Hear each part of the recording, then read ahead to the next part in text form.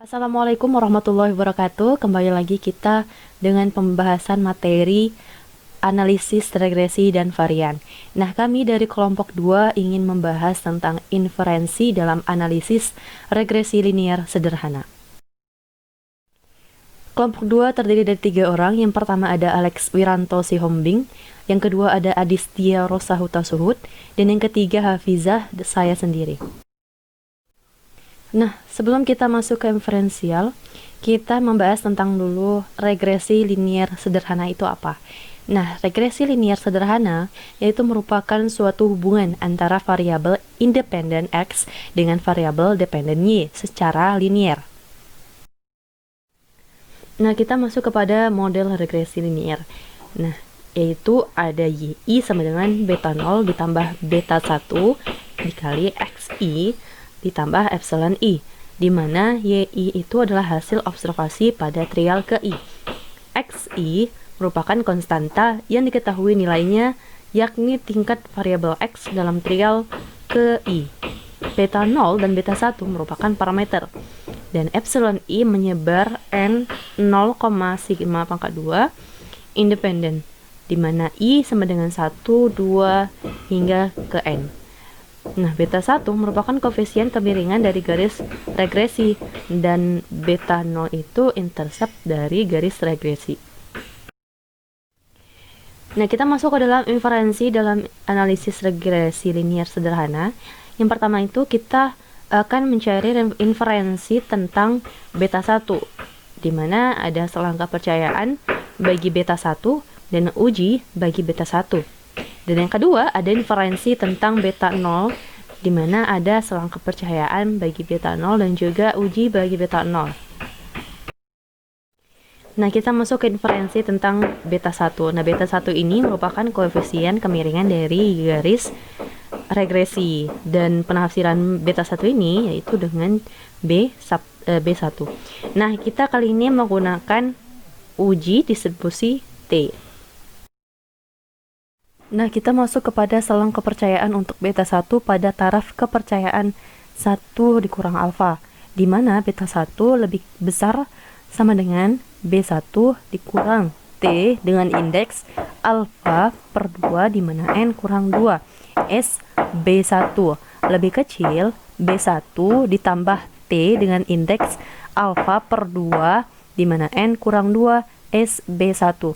Nah, misalkan diperoleh selang kepercayaan 95% bagi beta 1, di mana beta 1 lebih besar sama dengan 1,89, lebih kecil sama dengan 2,11.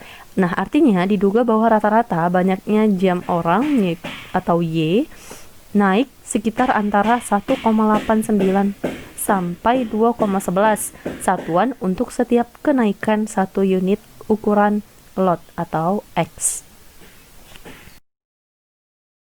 Nah, langkah pertama untuk inferensial dalam analisis regresi sederhana ini, kita harus mengetahui hipotesis statistiknya terlebih dahulu. Nah, untuk hipotesis statistik yang kita gunakan yaitu H0-nya beta 1 sama dengan 0. Artinya, tidak memiliki hubungan linear antara variabel X dengan variabel Y. Dan untuk H1, beta 1 tidak sama dengan 0. Maka ada hubungan linear antara variabel X dengan variabel Y.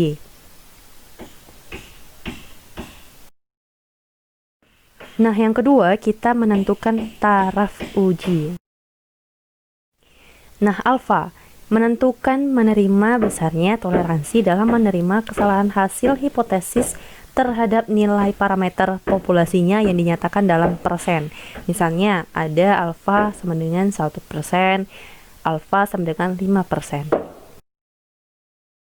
Nah, untuk langkah ketiga yaitu menghitung statistik uji. Nah, kita menggunakan T hitung, di mana T hitung atau T bintang sama dengan B1 per SB1, di mana SB1 sama dengan MSE per sigma XI. Nah, langkah keempat yang selanjutnya menentukan titik kritis. Nah, untuk menentukan titik kritis kita menggunakan tabel T. Nah, di mana T hitung dengan indeks 1 dikurang alfa per 2, di mana N dikurang 2. Langkah terakhir yaitu yang kelima, menentukan keputusan. Untuk menentukan keputusan, di sini ada uji satu arah bagi beta 1. Nah, apakah beta 1 positif atau tidak? Hipotesisnya yaitu H0, di mana beta 1 lebih kecil sama dengan 0. H1, beta 1 lebih besar 0. Taraf nyatanya menggunakan alfa. Statistik uji T sama dengan B1 per SB1.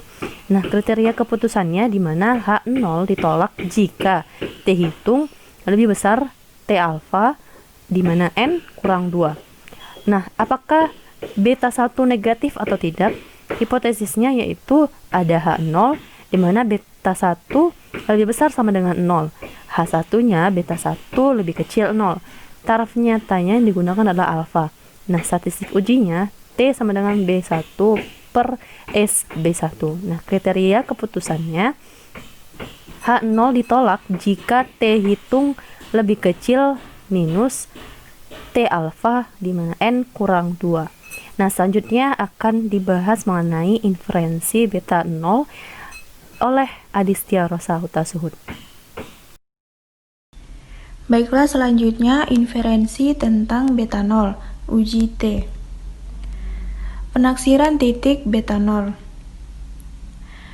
Dengan rumus B0 sama dengan Y kurang B1X dan B0 sama dengan sigma N menuju I sama dengan 1 LI YI. Kemudian LI sama dengan 1 per N kurang X bar K1.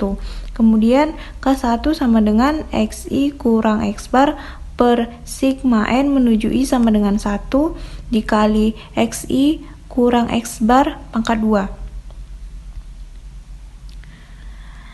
Selang kepercayaan untuk beta 0 pada taraf kepercayaan 1 kurang alfa, yaitu B0 kurang T dengan alfa per 2 N kurang 2 SB0 kecil dari beta 0 kecil dari B0 tambah dengan T alfa per 2 N kurang 2 SB0. Yang pertama, hipotesis statistik. Dengan H0, beta 0 sama dengan 0, maka tidak memiliki hubungan linier antara variabel X dengan variabel Y. Kemudian jika H1B0 tidak sama dengan 0, maka ada hubungan linier antara variabel X dengan variabel Y. Yang kedua, menentukan taraf uji.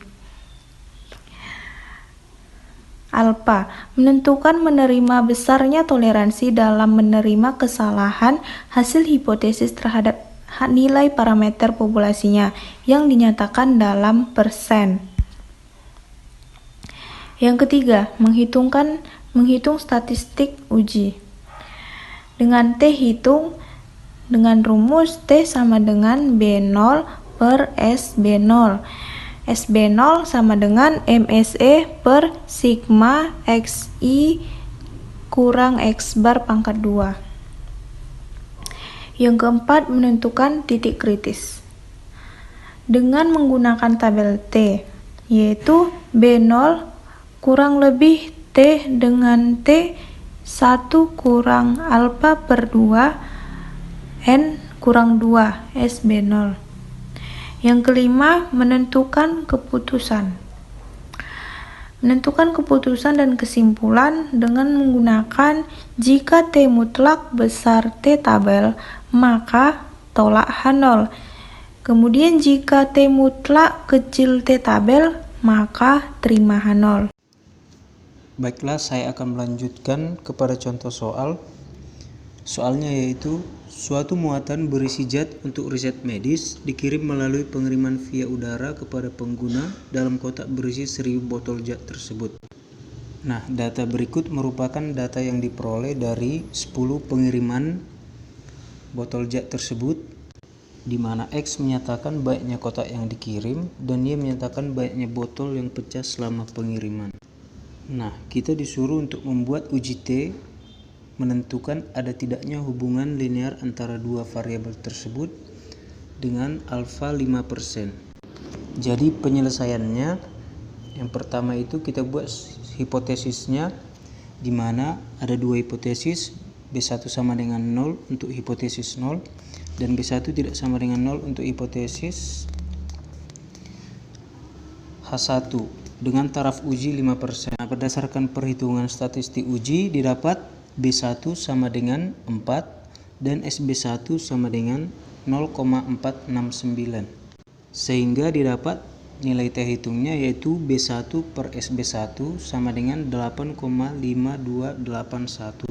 Untuk menentukan titik kritisnya, kita akan melihat tabel P dengan indeks min alfa per 2, alfa per 2. Dengan kata lain, kita akan melihat T tabel T 0,975 di mana nilainya adalah 2,306.